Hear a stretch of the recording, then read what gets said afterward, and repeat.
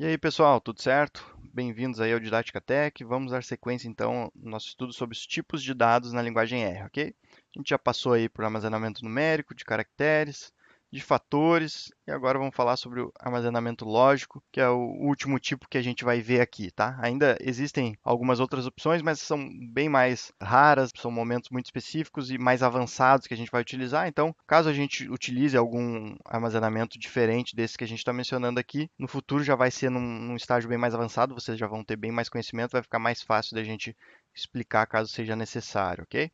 Então, por hora, esses daqui são suficientes. Então, armazenamento lógico, vamos ver do que se trata. Vamos executar essa primeira linha aqui, ó. A gente já tem uma primeira mensagem de erro. Aqui fica importante a gente já destacar, tá? Essa mensagem de erro aqui eu não estava esperando, tá? Que acontecesse. Eu preciso então entender por que que ela aconteceu, certo? Quando isso acontecer com vocês, vocês têm que analisar o que está acontecendo, tá? Apesar disso não ter relação aqui direta com a questão de armazenamento, está sempre interligado. Sempre vocês têm que olhar a mensagem de erro. O objeto salário não foi encontrado. O que que eu estou tentando fazer? Criar a variável L1 com o valor da variável salário e horas. Estou comparando esses valores aqui, né? Perguntando se é maior. Só que eu estou com as variáveis de ambiente aqui zeradas. O que que eu fiz? Eu deletei todas as variáveis que eu já tinha criado anteriormente. Então, eu preciso criar novamente. Para não precisar ficar procurando aqui onde é que estão essas variáveis, o que que eu vou fazer? Eu vou executar tudo de novo que a gente já fez anteriormente nas outras aulas. Podem ver aqui que foram várias variáveis criadas aqui embaixo, tá?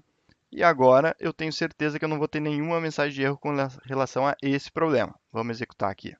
L1 recebe o valor de salário é maior do que horas. Cadê L1? Está aqui, ó. Valor L1 do tipo lógico com a informação true, verdadeiro.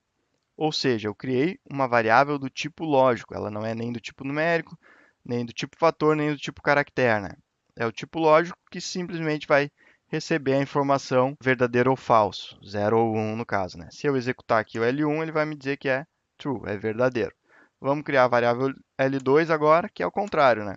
Vai ser falso porque eu estou perguntando se o salário é menor do que horas. Ou seja, ele simplesmente olhou, né, o valor do salário.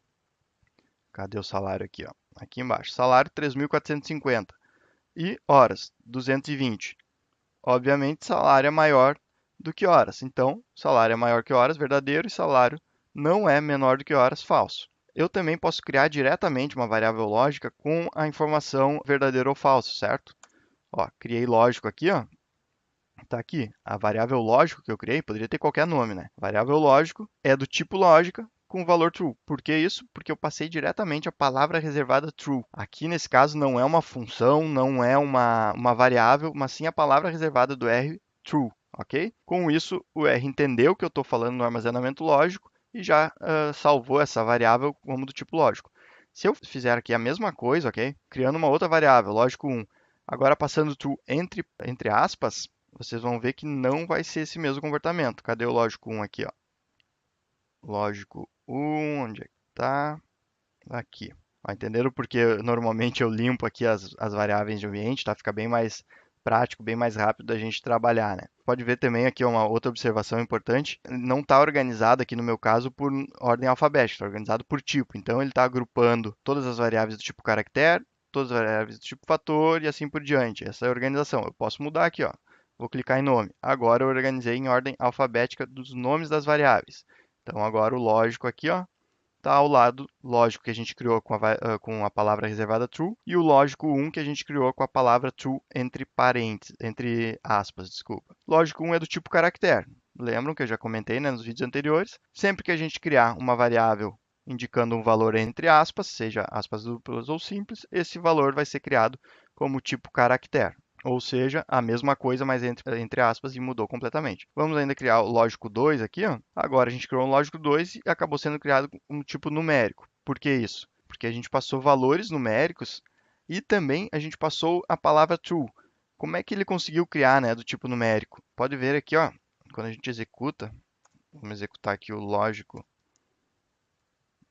2, vamos ver o valor que a gente tem, ó, o retorno que a gente tem. 1, 1 e 3, ou seja, o true, ele não escreveu true, ele escreveu o valor 1. Por que isso? O R entende que o true é 1 e false, no caso, né, é 0. Então ele pode armazenar dessas duas maneiras a informação, não tem problema nenhum. Eu passei lógico 2 aqui, ele registrou essa informação como sendo 1. Se eu passasse false, a palavra reservada aqui, ó, false, vocês vão ver que vai mudar de 1 para 0. Agora não é mais 1, o número do meio, e sim 0, porque é false. Ou seja, false é 0 e true é 1. É assim que o R vai fazer o armazenamento lógico, então. Certo, pessoal?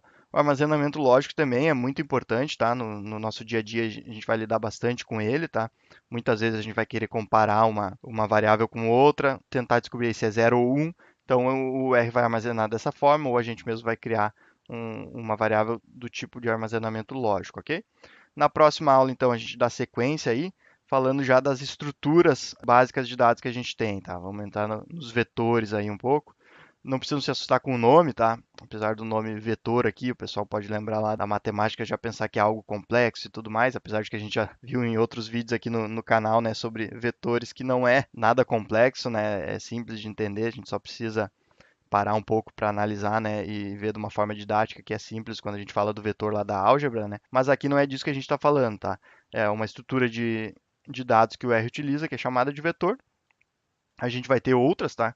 Como lista, matrizes e os data frames e algumas outras possibilidades, inclusive, mas aqui a gente vai se ater mais nessas que são as principais, tá? Que a gente vai utilizar. Então, na próxima aula a gente dá sequência aí entrando nessa parte de estrutura básica de dados, ok?